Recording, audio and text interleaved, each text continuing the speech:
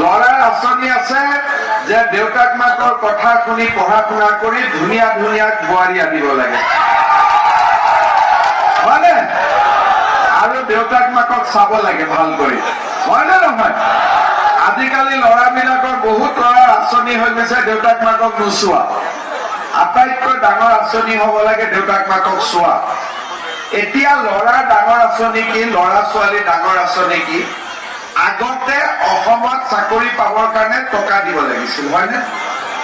2012 চনৰ পৰা শিক্ষক হবৰ কাৰণে টকা নাই, টেট আহি গ'ল। এইবাৰ পুলিচৰ চাকৰিত আপোনালোকে দেখিছে যে ৰিক্সা চালকৰ ল'ৰাই পাইছে, ঠেলা চালকৰ ল'ৰাই পাইছে, আনকি বজাৰত পকৰি বিক্ৰী কৰা দোকানীৰ ল'ৰাইও এইবাৰ, দোকানৰ ল'ৰাই এইবাৰ চাকৰি পাইছে, পাইছে নে নাই?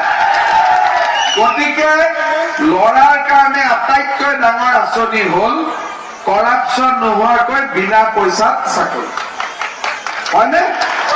ভাল কৰি এতিয়া কামাণ্ডো বেটেলিয়নৰ ৰিজাল্ট দিব।